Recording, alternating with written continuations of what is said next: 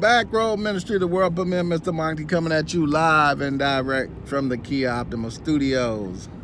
So, definitely want to do a piece on agenda programming, and right now we're seeing a lot of agenda programming during the George Floyd case. They want to bring up policeman, black man issue again, and they love this concept because it's the best way of spreading fear. And if you want to get a bunch of black folk to act foolish, just throw out a policeman versus black folk narrative and you get them to act straight foolish if you want them to. So right now the agenda that's being focused on, and we talked about it, is Black Lives Matter. So everybody's up and on Black Lives Matter, and now the mainstream media, Black Lives Matter. Everybody cares about black people all of a sudden. The same people who couldn't give a damn about you yesterday suddenly care about you. So this narrative has been going on for centuries. Since the founding of America, probably before then, this whole thing with police and African Americans. But really picked up when media got involved. When media got involved, it really picked up.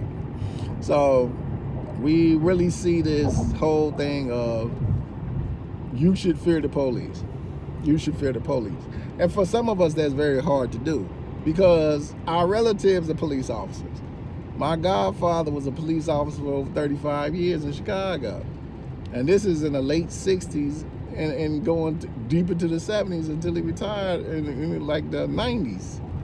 So it's kind of hard for me to hate what my godfather did as a profession for pretty much his entire life. And he was a good police officer. He cared about the people in the community. So it's unfair for me to label everybody that wears a uniform a bad person, but that's what you want me to do, the mentality. And the mentality is not because they just out and out want you to fear these individuals. The mentality is created because they don't want you to get those jobs. Because at the end of the day, it's all about politics, it's all about employment. And think about now with the inclusion, a lot of cities, if you look at some of these police departments, they're very diverse. Even the situation in Minnesota, you saw a diverse police department. Police departments are becoming more and more diverse. And what the push is to get community policing back, get out of this military police mind state and back into the community when people knew the police officers. But to do that, you need police officers who are familiar with those communities to kind of come back and police them. But see, they don't want that to take place because then you lose control like that. And a lot of these ethnic groups have control of these police departments. There's only certain states where you might have African Americans truly in control of the police department, and we'll talk about that when we talk about this Falcon and Winter Soldier episode. But basically, it's always going to be this fear campaign to kind of push you away from something, keep the fear going. But the only way to change things is changing them from the inside. And as African Americans, that's something that we definitely have to work on. The ability to change situations from the inside and not just sitting there crying and complaining and, talking about it, but actually doing something about it. Pushing younger people to start applying for this. Having politicians kind of open up slots in their Pacific communities to get African American young men and women to come into the police department and start policing their own community. You can kill and deal a lot of this stuff. But until we do that and really start teaching more inclusion and takeover, which is all about politics, then nothing's ever going to change. You can we shall overcome all day, but when you going to start overcoming? I don't think Martin and them sung them songs so people could keep singing them. They sung them so some action can take place. So some of us, had become police officers. I was a police officer for the base. I was base police for a long time. I wanted to be city police, but, at that time, I couldn't get accepted in the place that I was at. So it was hard getting, placed on the police forces. So, definitely we need to start teaching more inclusion and come out of this mind state of fear. If you're policing yourself, you don't have to worry about being afraid of the officer you see. You should know something about that officer. But, people are going to be people still. And that's one thing you got to remember. Don't matter who got on the uniform, who's the person that's in front of you. But this is a new agenda. And every time and every place you turn around, Black Lives Matter, that's all you're going to see. Suddenly they care about black people when they couldn't care less about you 10 minutes ago. But this is the push, especially during this coronavirus period, and we talked in great details about why they need people of color. And they got a whole facility full of young Mexican kids of color out there on the border right now. Suspicious? No. All pre-planned and ordained. So they continue to push this agenda, especially around this time of this George Floyd case. Probably the officers are going to get off just like Rodney King, and a bunch of black folk going to run out there and start acting the fool about a guy who they never met in a day in their damn life. About a tape, if you watch the tape, you know the tape is the whole tape is pretty much put together.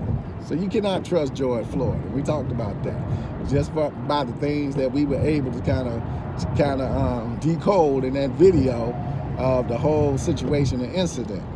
So there's a lot of shady stuff that went on in there, but as you watch the tape, you can kind of see how they put together the whole ritualistic killing of George Floyd as a way of kind of getting black folk to react, and that's all they do. They want you to react. So black people, please stop reacting over stupid shit. You don't know nothing about George Floyd. You never met the brother before in your life. You never did. And somebody said, well, you're justifying police killing black people. Listen, I'm not justifying anybody killing anybody. It's not about justification, but it's a difference between what's really going on and you being manipulated into a situation by cameras and hocus pocus. And you got to remember, same foolishness happened in Staten Island. Cameras and hocus pocus. Some of this stuff is not what it appears to be. Some of this stuff, once again, is not what it appears to be. So we're in a TV age where they can make anything look the way they want it to look, and you don't know who is participating. Remember, most of these guys that are black are in society, especially in police forces. And I pointed that out in that Atlanta tape that I suspected the gentleman that was in the Atlanta shooting as being a member of the Cleveland Police Department. So you definitely got to watch some of this stuff. Everything that you see ain't what it is.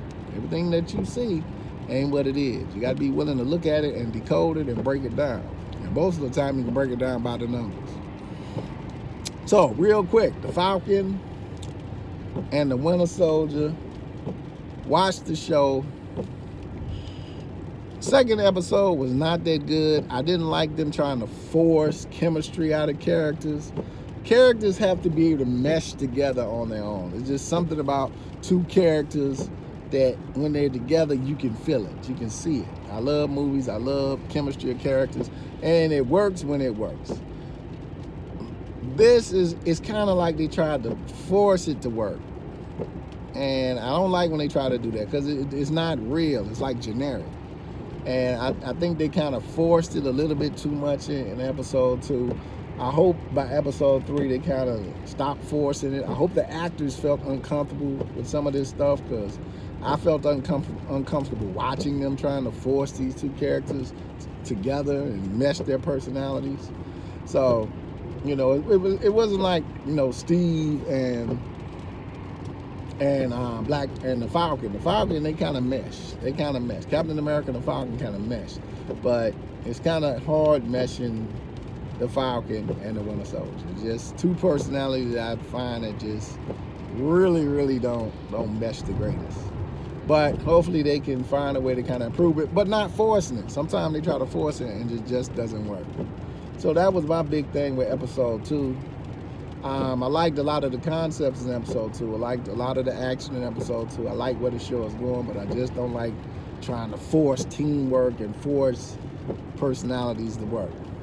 Big issue with episode 2 was the agenda pieces. Now, I like that they did talk about the black Captain America, the first black Captain America. All this talk about black Superman, trying to create black Superman. There's a black Superman. His name is Lucas Cage. They call him Power Man from Harlem. He's been a creative character. So it's not like, you know, a lot of people say, well, we don't have a black Superman. We got plenty of black Superman. And then in that series over there, Cyborg would have been the character that really needed a movie because they really don't focus that much on Cyborg and his abilities and what he can do. So, you know, we've got a black Superman, but here they talk about the black Captain America, and they talk a lot about things that the military does, especially the African Americans and to their soldiers in general. And I'm gonna take this farther than just African Americans. This is what the military does to soldiers. They get super serums and vaccines, and you can't say no. You have to be the test dummy. So most of those vaccines that were out when they come out, you know, the military's a test dummy. They have to take it. So, you know, they talk a great deal about, you know, taking people of color back then and kind of using them for the test dummy for the super serum. And then, you know, the frustration of you do all this work for your country and then you get treated like crap. And he got locked up, and they pretty much tried to basically act like he didn't exist, and pretty much he was a problem in a way. He was a problem. But, you know, they talk about the Black Captain America. I like that piece. The problem I have is the agenda piece, which we get at the end of that scene with Isaiah, the Black Captain America, when Bucky and the Falcon come outside, and here come the police. They're having a conversation, and then here come the police all of a sudden, harassing the Falcon. Now, there are black people who will sit there, and this is how black people do it. The ones that's 50 Cent, this is how they do it. This is how 50 Cent black folk do it. They'll act like that scene is credible. They'll say, oh, and you see, and yes, you know, they touched on how the police go out and harass black people in certain situations. They act like that scene is credible. When I saw the scene, I'm like, what is this bullshit? Because if you're really from the hood, and if you're from Baltimore, there's some things that first off the bat, you already know going in. One of those cities that has a very diverse and more than diverse majority African-American police force is the city of Baltimore. So the chances of this goofy Caucasian dude rolling up doing what he was doing is slim to nil. Most of the time in Baltimore, your areas are patrolled by African-Americans. That's what you're gonna see in a Baltimore police force. So if you're gonna show something, show it for what it is. Don't just make it up because you want the agenda to look a certain way, and that's what they do. We need the agenda to look a certain way.